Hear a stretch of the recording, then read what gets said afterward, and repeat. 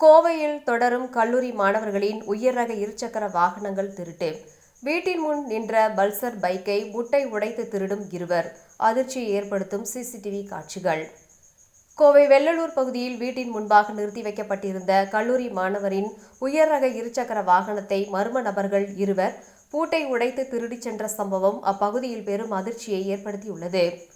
கோவை வெள்ளலூர் பகுதியில் கடலூர் மாவட்டத்தைச் சேர்ந்த நித்யாஸ் மற்றும் பாண்டிச்சேரியை சேர்ந்த கீர்த்திவாசன் இருவரும் வெள்ளலூர் ஷேர் ஆட்டோ ஸ்டாண்ட் வெண்ணிலா பார்மசி அருகே அறை எடுத்து தங்கி கல்லூரி படித்து வந்தனர். இந்நிலையில் கல்லூரி மாணவன் நித்யாஸ் இவர் தனது பல்சர் வண்டி இருசக்கர வாகனத்தை நேற்று இரவு பரணி பேக்கரி அருகில் உள்ள தனது அறைக்கு முன்பாக நிறுத்தி வைத்திருந்தார். இன்று காலை வந்து பார்த்தபோது வீட்டின் முன்பு நிறுத்தப்பட்டிருந்த வாகனம் காணாமல் போனதை கண்டு அவர் அதிர்ச்சி அடைந்தார்.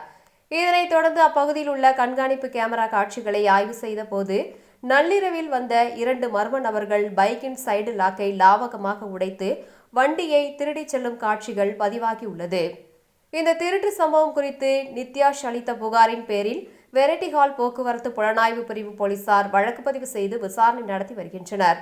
சிசிடிவி காட்சிகளில் பதிவாகியுள்ள திருடர்களின் உருவத்தை வைத்து அவர்களை அடையாளம் காணும் பணி தீவிரப்படுத்தப்பட்டுள்ளது.